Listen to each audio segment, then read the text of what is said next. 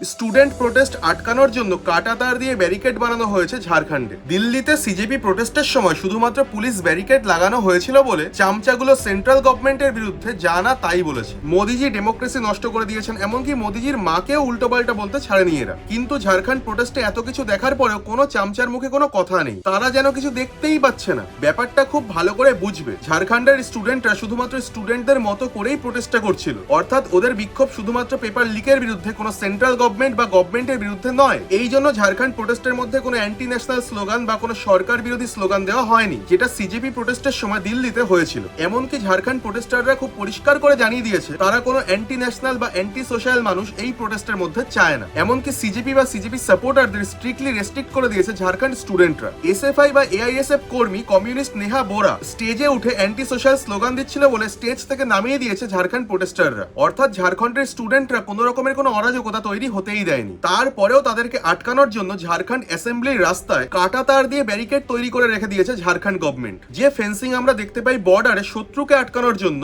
সেই ফেন্সিং ঝাড়খণ্ড সরকার করে রেখে দিয়েছে স্টুডেন্টদের আটকানোর জন্য। ঝাড়খণ্ডের স্টুডেন্টদের ওপর এত নিষ্ঠুরতা দেখার পরেও চামচাদের মুখে কোনো কথা নেই। আসলে ঝাড়খণ্ডে বিজেপি নেই তো, বিজেপি থাকলে অবশ্যই এরা রাস্তায় নেমে হোক বা সোশ্যাল মিডিয়াতে প্রোটেস্ট শুরু করতো। এমনকি আমাদের ইয়াংস্টারদের ভরসা রাহুল গান্ধীও এই বিষয়ে কোনো কথা বলছেন না। আসলে উনিও এইসব কিছু দেখতে পাচ্ছেন না। যারা সিজেপি প্রোটেস্টের মধ্যে এইসব ভেকধারী সেকুমাকুগুলোকে জনপ্রতিনিধি, ভারতীয় স্টুডেন্টদের রক্ষক বলে আখ্যা দিয়েছিলেন, তারা এখন এদেরকে কি বলবেন? আপনার মতামতটা অবশ্যই একটু কমেন্টে জানিয়ে যাবেন। নমস্কার।